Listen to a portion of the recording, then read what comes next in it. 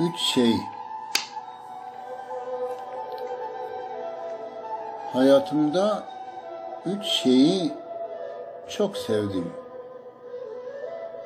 Seni, kalbimi ve ümidi.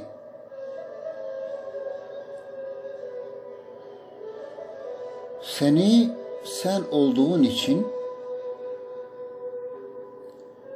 kalbimi seni sevdiği için, ümidi bir gün sen de seversin diye hep ümit ettim.